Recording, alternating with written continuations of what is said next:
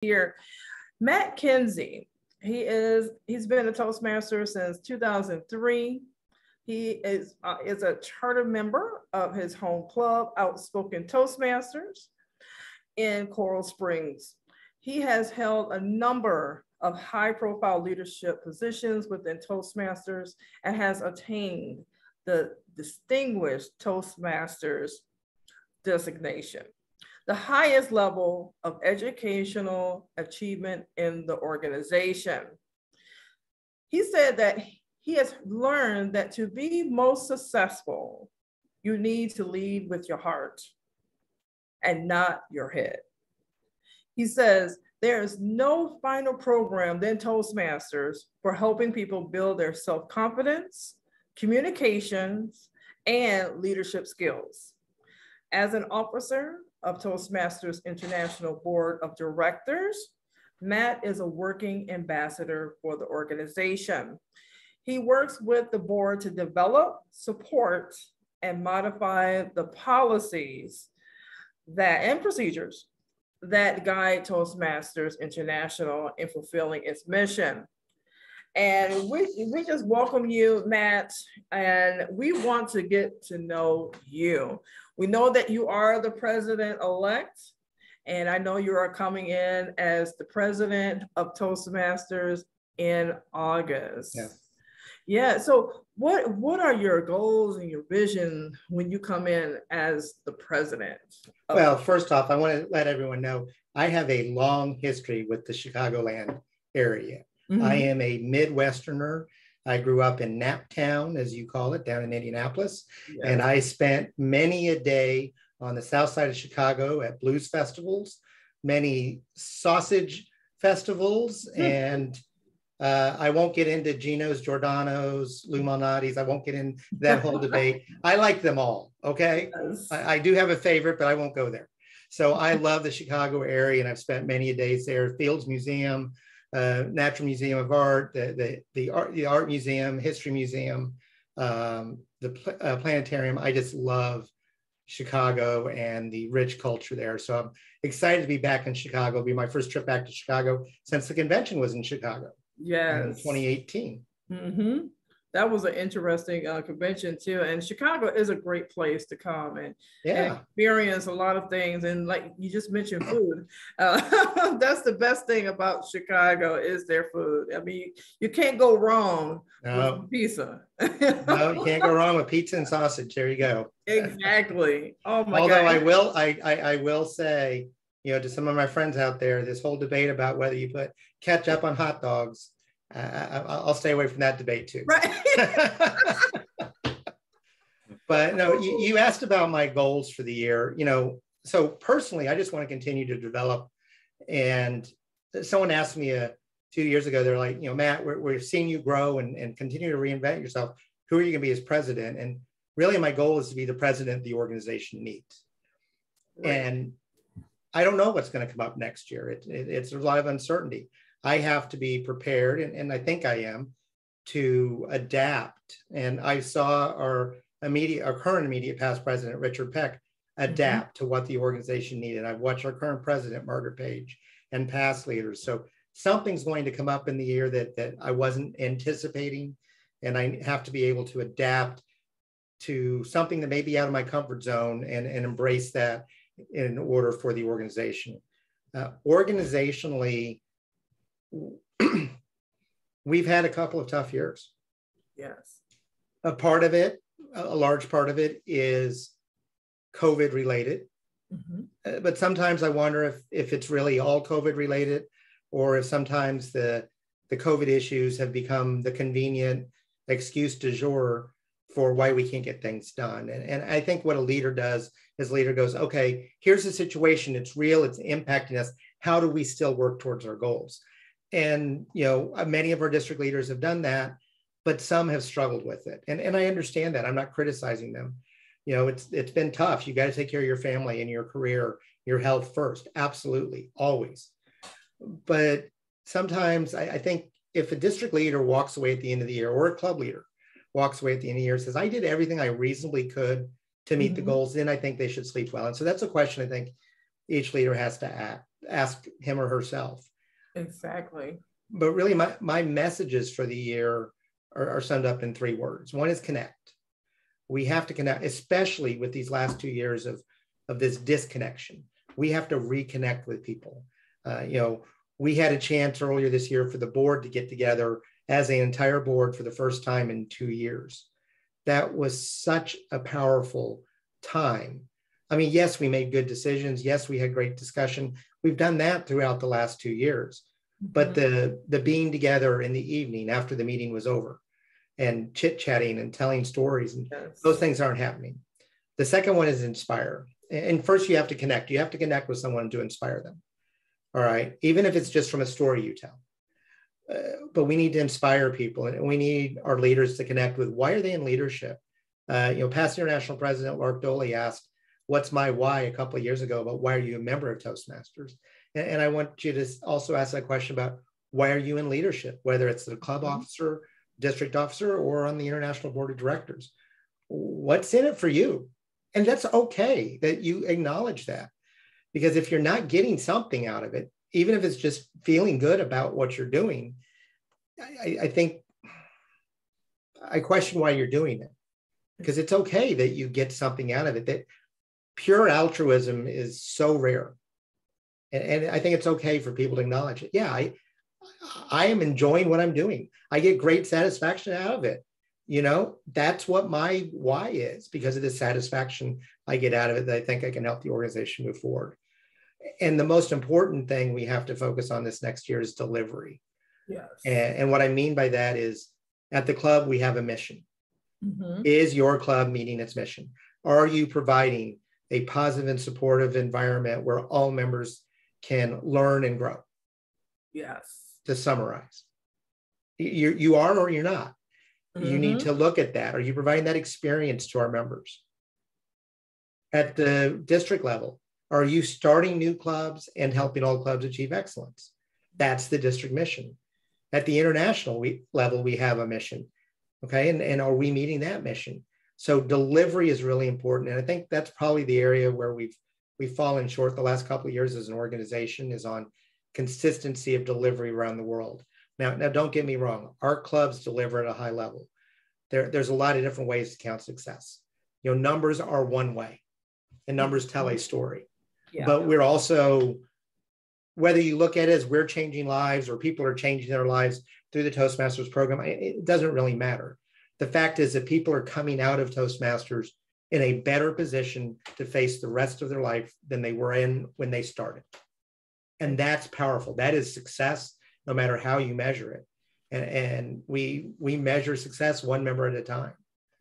Okay, but we also measure success in terms of our overall goals. So they're both important. And I'm not going to say one's more important than the other. You don't get the second without the first. So exactly. It starts with the members.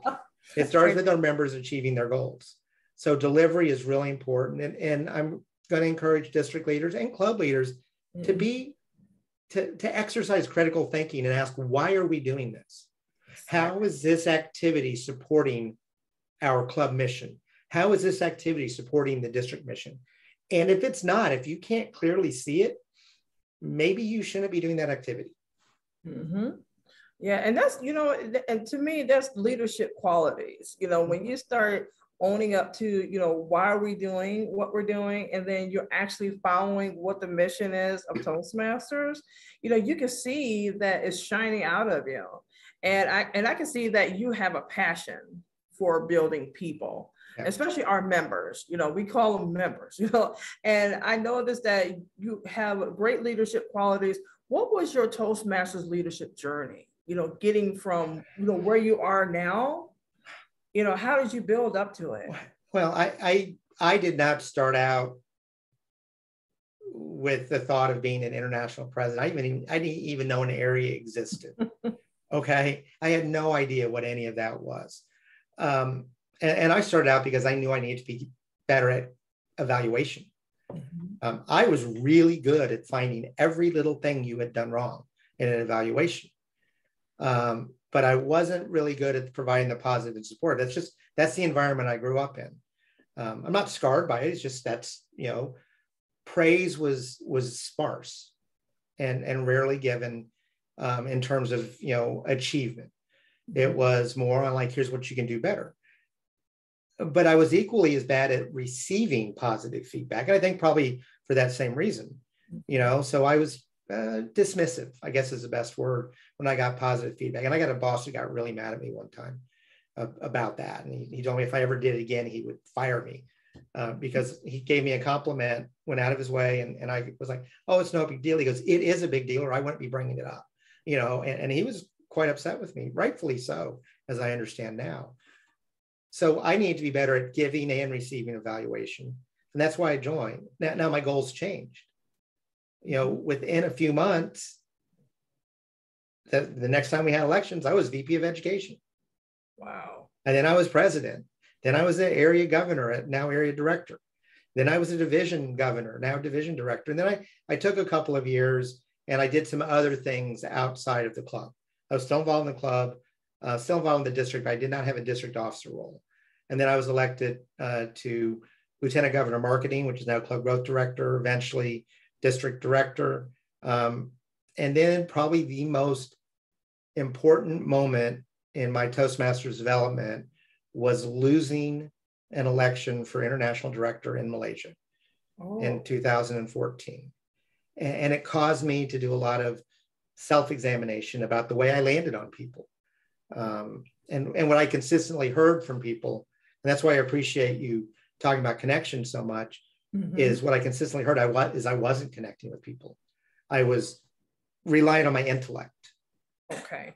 And it was all in my head. And I wasn't coming from my heart. And that I've told people before that if I'd been elected to the board in 2014, I don't think I ever would have been elected to the international officer team. I don't think I would have been elected second vice president because I needed that, what appeared to be a setback, but actually was a springboard towards my future goals. That's really great. And, and you developed, you learned, and then you grew right into it, right in good timing. That's a good thing. And like you said, maybe it wasn't that time. Everything is timed right.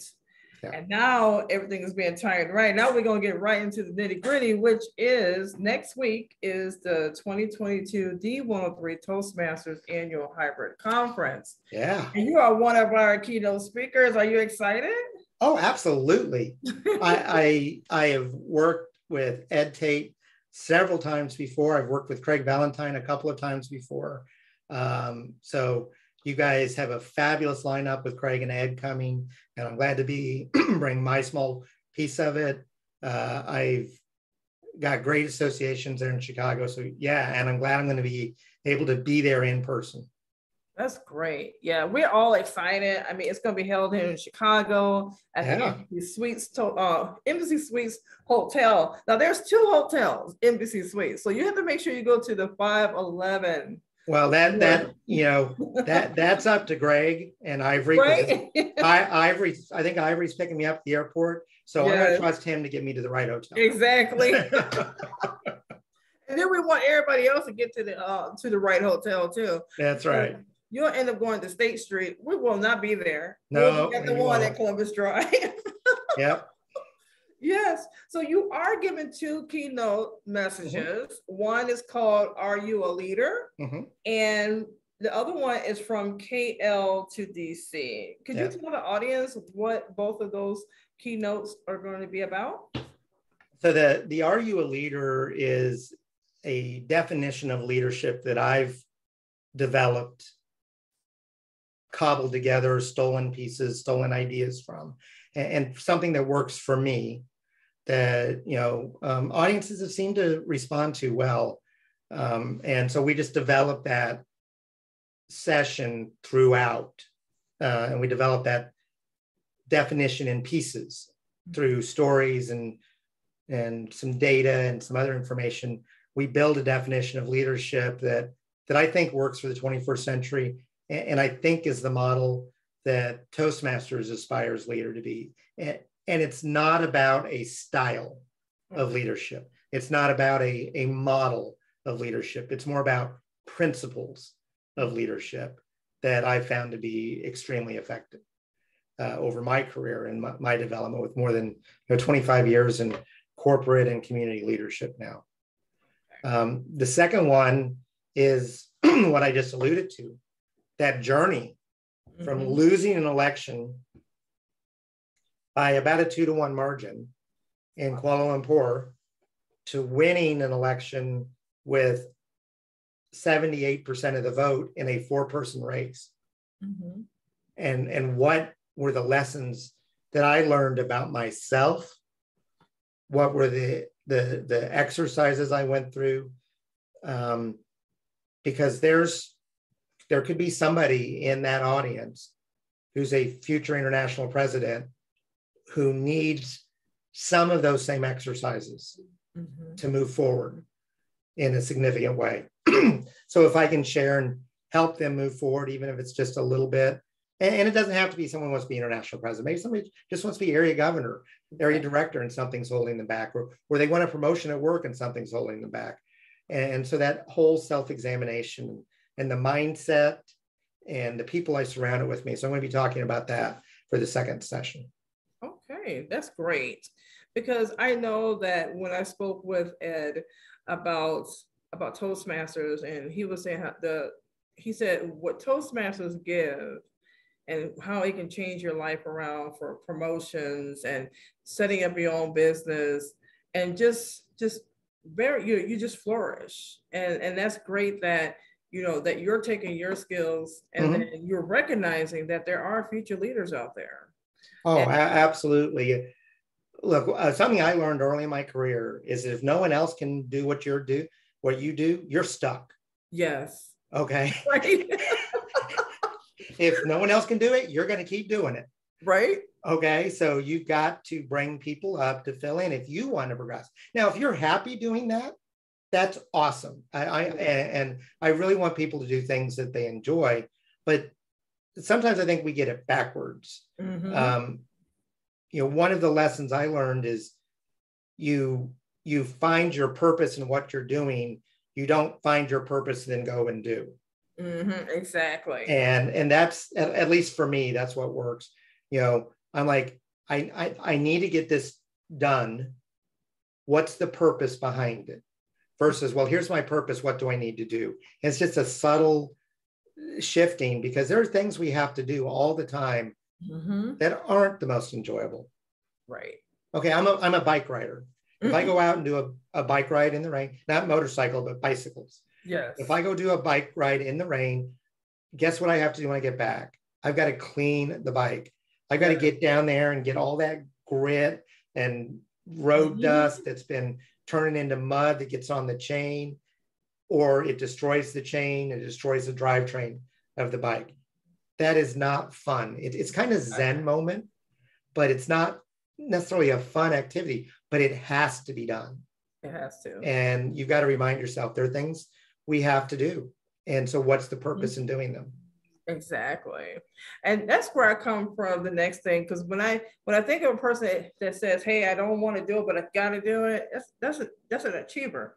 Now, what does being an achiever means to you? What does that mean? I think they say beauty is in the eye of the beholder, and achievements in the eye of the beholder. So let's take a look at something many of us are familiar with, is that Distinguished Toastmaster project. Okay, that last capstone project that you're doing at a level 5. Your standards for what's required of you are different than what's required of me. Okay, so my first DTM project under the old system was, I was running a project to migrate 2,000 computers from Windows 95 to Windows XP. My committee included our chief information officer, our chief technology officer, my executive VP, and my manager. That was not a Toastmaster in the group. That was my leadership committee. And I remember someone going, oh, well, I did mine because I ran the district conference. I'm like, what? What? My DTM project took me 2 years to complete. But I learned a lot. And I'm not saying the person who ran the project didn't learn a lot. Okay. If someone came to me, if I were going to do another DTM, which I probably will, I think I can get one more. I've got one more district officer role right now. Okay. If I came to somebody and said, oh, I want to run the district conference, or I want to run a speech contest, or I want to do this, I want to use that for my DTM project, I hope my committee would go, no, Matt, that is not a challenge for you. You know how to do that in your sleep. Let's find a project that challenges you.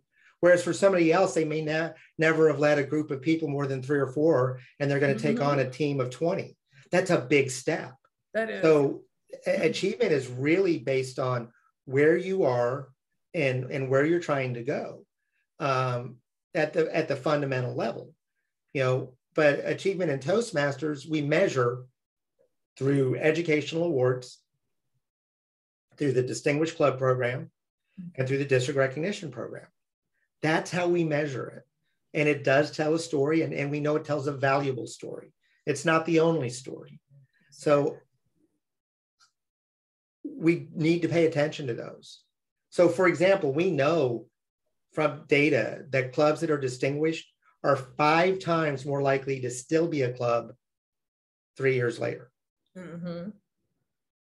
Yes. That's pretty powerful. That's very powerful. Is it the best measurement? No, I hesitate to say anything is the best measurement. But does it tell us something important? Yes, it does. And so I think that's why it's important. But behind every achievement, it's an individual. Okay. Every data point we have in Toastmasters that we measure is based on a person achieving goals. Mm-hmm. Okay. A person getting trained to lead a team. And then we've got some paperwork items, because who wants to belong to an organization that's not run efficiently and effectively? So that's where our goals are, is let's run things effectively. Let's bring in new members so that they can meet their goals, and let's take care of our members so they're meeting their goals. And when you boil it down, that's every little bit of what Toastmasters recognition programs are all about. Exactly. Thank you for explaining that too.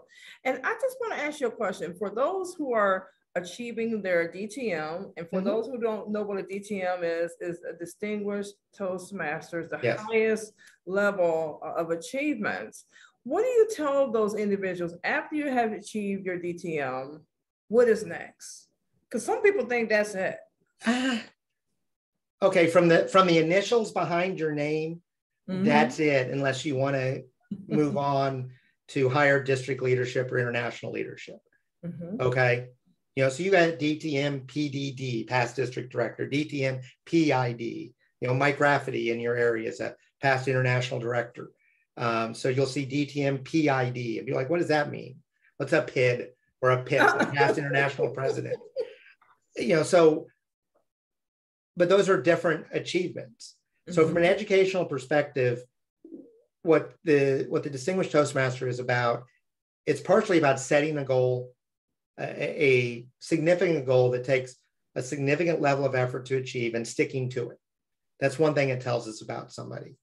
It tells us that someone has done a number of speeches, over a period of time, that they've done a significant project as a capstone on their learning, 2 significant projects as a capstone on their learning. But it tells us they've got their experience. Mm-hmm. Does it tell us they're a great speaker? No. That's not what the Distinguished Toastmaster is about. I've seen some Distinguished Toastmasters who were fabulous speakers, and I've seen some who were okay, but every single one of them is better than when they started. Mm-hmm. Every single one of them. Exactly. So that's what it tells you, is that you're someone who's committed to improving themselves and actually take action to do it. To me, that's what a Distinguished Toastmaster really, truly says about somebody. So what's next? That's as individual as you are. Mm-hmm. Okay. I was well into district leadership before I finished my first Distinguished Toastmaster award. Mm-hmm. Others have completed it, right after they were an area director. That's probably the most common that we get, is within a year or so after they finish their area director role, they complete their Distinguished Toastmaster award. For me, I was a division director before I completed it. My district director one year she was program quality director, and the district leadership committee is telling her, you better be a DTM by the time we, put you in office. Okay, in May. And so she was scrambling because she'd spent so much time and energy on her leadership opportunities that she neglected the speaking opportunities a little bit. So she had all the leadership done, but she had to finish some speeches to complete. So those are all really, truly important items that the Distinguished Toastmaster talks about. And some people means it's I've heard all sorts of things. Don't time me. No, right. We're going to time you. But the one I liked the best was don't tame me. Oh, okay? My goodness. Don't put me in a box, because I've achieved, and now I'm going to continue to achieve, because that's where the beauty of Toastmasters, the real power of Toastmasters, is what happens with what you learn in those four walls or in that virtual space that you're occupying for your meeting. Is when you leave that environment and go do a speech at work, or go speak to the city commission, or go make a presentation to get funding for a business idea.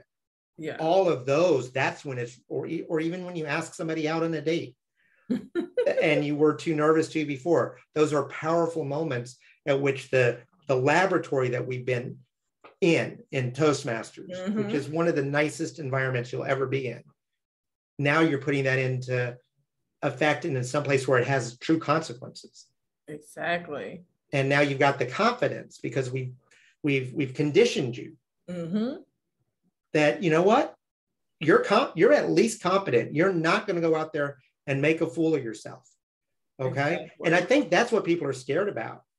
I don't think most people who speak, or a significant number, maybe not most, but a significant number of people speak, they just want to get through it without making a fool of themselves. Right. Exactly. That's our base level. That's what we're going to get you. We're going to get you so you're not going to make a fool of yourself. Could you be better? Sure. Could I be better? Absolutely. Could Ed Tate and Craig Valentine be better? Yeah, absolutely. Yeah. They continue to hone their craft just like I do, just like you do in your business. But you're good enough to go out there and get your message across. And that's the standard, I think, that we need to work towards. Okay, great. And now that we're talking about that, I know that you're going to be presenting the installation ceremony for our new incoming district. We call it the trio leaders. They're coming in 2022 to 2023. What advice do you give to the future leaders to being successful in their district leadership role? Well, we talked about some of them early on: connect, inspire, deliver. So some things that, look, I'm not someone who lives in regret. Okay. Right. But there are some things, if I were to do that rollover, I would do differently. All right. And one of those is I would take more time to connect with my team. All right. When you connect with somebody, they're less likely to ascribe ill motives towards conversations when they're not sure. They give you the benefit of the doubt. And it'll be like, okay, well, maybe he didn't say that real well, but I kind of get where he's going because I know who he is. So that's one thing, is connect. Inspire and deliver on that mission. Deliver that is your most important thing that you're doing. District leaders are they're in that position where they have two masters. Okay. So they are responsible to the district council for the performance of the district, for the budget, for a lot of things, and to the district executive committee. But they're also responsible to Toastmasters International to be good stewards of the program in Chicago, in your case. All right. So we need to make sure that our district leaders understand that they've got both of those responsibilities.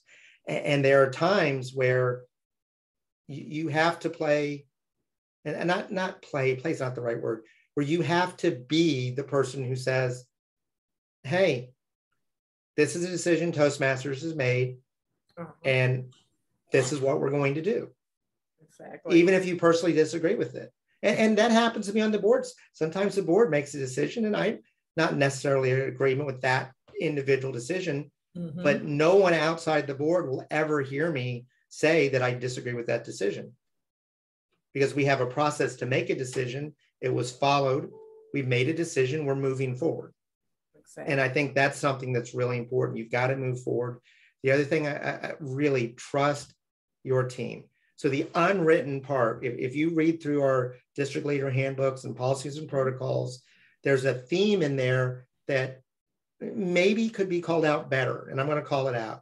And that is team. Okay. As a club growth director, your job is not to start 20 clubs.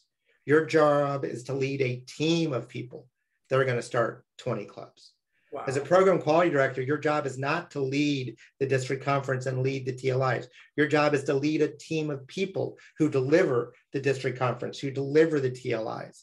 And as a district director, your job is to lead those teams in the district, because you need to be replaceable. Every one of you needs to be replaceable. Mm-hmm. And we need to find that next generation of leaders. And if you're taking it on all yourself, then no one else is learning and getting prepared to be that role.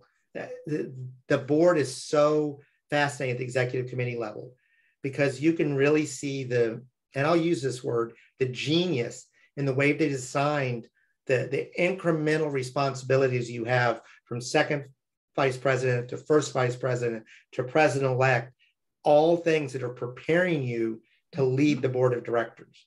And the same thing happens at the district level. So embrace that aspect of it. We don't need Superman and Wonder Woman running the district. Exactly.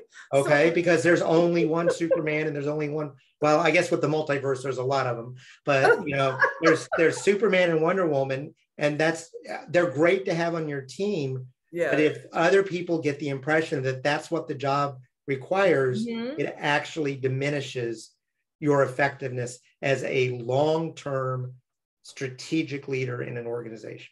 Exactly. And I'm glad that you broke it down like that, because we do see leaders who want to do it all. Mm-hmm. And I know in the past, I was that person. I mean, because I was like, I just got to get it done. I got to get it done.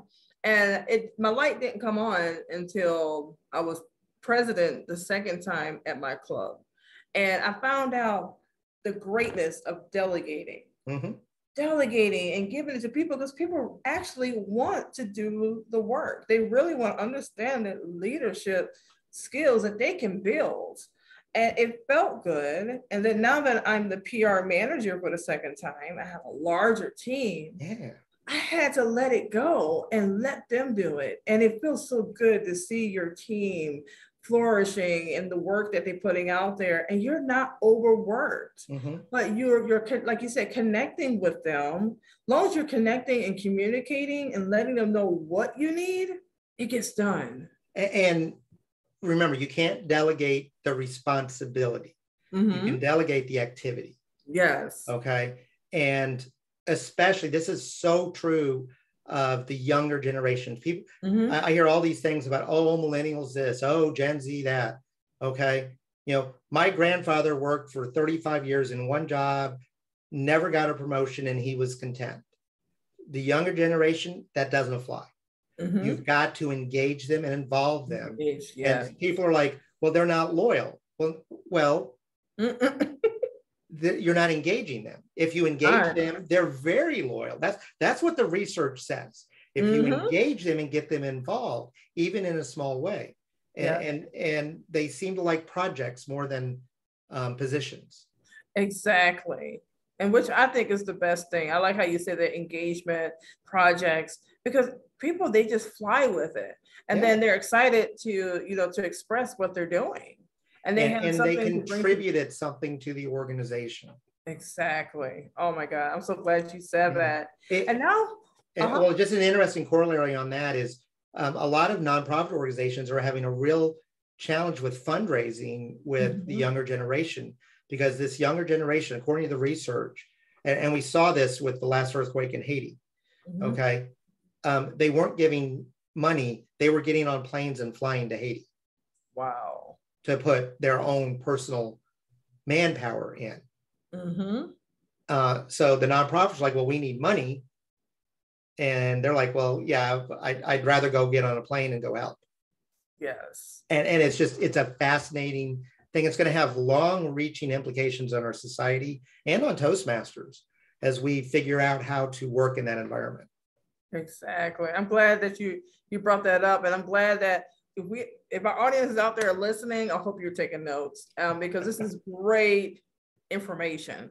And especially in the 21st century, things are changing faster. We had to pivot. We had to learn different ways on how we engage our members, keep them excited about Toastmasters, what benefits Toastmasters have. And that's where I come to the last question. Why should District 103 Toastmasters members attend this year's conference? Well, you're going to see Craig and Ed. Okay. They're fabulous presenters, and you will learn a lot from them. Absolutely. So that's one reason. Another reason is the connection. I've talked about connection a lot because that's who I am. I've really embraced that connection in my life, and it takes more energy and effort to connect with somebody in this virtual environment than it does in a face-to-face environment. The things that come organically in a face-to-face environment take extra effort online. So you're going to get a chance, because as long as you're comfortable traveling, as long as your health allows, you're going to get a chance to meet with people if you're able to do that. There's great educational sessions. For those of you who are presidents and vice presidents of education, you have a responsibility to be at the business meeting to choose your district leaders for the next year. The board of directors doesn't select who's going to be the next district director, the next program quality director, the next division director. As members, you select that as presidents and VPs or your proxies on the district council. So those are things that are important.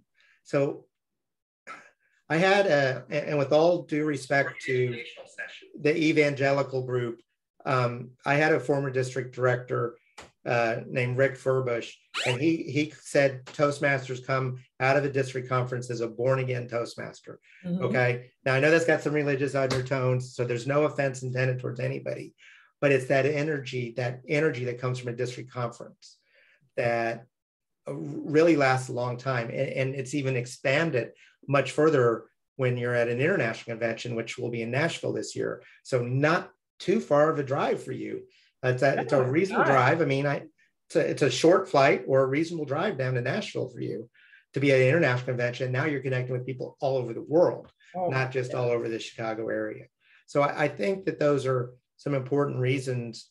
It's a chance to connect, learn more, to continue to improve yourself. Very reasonable cost. I know what Ed charges for a keynote speech. Yes. Okay. You're not going to pay that yourself. Your company might, but now you're going to get a session that Ed's going to present at a large corporation for a lot more money than he's not making any money coming to Toastmasters. Right. And he's doing that out of his love of the Toastmasters program and that loyalty that he has to a program that has helped him achieve. And Craig, the same thing. They could be almost anywhere else making a lot more money. They're choosing to spend their time with us to give back to Toastmasters members. Exactly. Thank you for expressing that. And when you spoke about cost, it's $25 to attend both days. Wow. Yeah, $25. And Ed Tate said that is a week's worth of Starbucks for him and his wife. So he's like, if you can just skip out a week, what does he go? Twice a week? But he probably does. So I guess he's not a Frappuccino guy. Okay. He probably is. And and the thing is about this conference, like you said, it's all about connecting, networking. Even guests can come, even if you're not a Toastmaster and you really just want to learn about leadership from these keynote speakers and learning how to communicate effectively. And then you're going to see contests, and then we have educational sessions that's going to be talking about more leadership and communicating. And the thing is that if you are online, there is a description. There is a link for you to go to D103 Toastmasters landing page. You get more information, learn more about Matt Kinsey, you know, and our other two keynote speakers, Tate and Craig Ballantyne, and our educational speakers. And we're just looking forward to seeing you there in person or online. So we can do both. And when you register, you can just register for both, because maybe you want to come in person, and maybe just something happens, you have to be online. So we are looking forward to seeing you there. And I just want to say thank you, Matt, for coming and talking with me and talking to the district. And you probably heard a sound. I was trying to go on Facebook, you know, just to see if we have any questions for you. And then you probably heard yourself come on. A little bit. I was going to ignore it, but that's okay. And so I just wanted to see. I was trying to go on Facebook. Okay, there you go. There goes again. So we don't have any questions, but we do have Greg Thompson, our district director, who's on. We have Sheila Eden, who is also watching, and many other people who are not commenting. But it's great to see that the district is, you know, is supportive of our Facebook Live events, and seeing you as the international president-elect and hearing all your great wisdom about Toastmasters and how we can just connect. And that's what really resonated with me, and you know, you speaking on connections, because we do need to connect more, especially in the 21st century, now that everything is virtual. And now we're opening up more now, because everybody's going to offices and going to meetings now. And it's just good to have that human connection again. Absolutely. So we look forward to seeing you, Matt Kinsey, next week. And we are looking forward to hearing your nuggets of wisdom around leadership, and then bringing in our new leaders for next year. And then also presenting to our achievers who have worked really hard at achieving their DTM status, and also working out in the pathways education. So it's a pleasure of having you, and our audience, it was a pleasure of you coming today, this afternoon, to meet the president-elect of Toastmasters International. And everyone, you have a great afternoon. Thank you. Thank you, everyone. See you next week.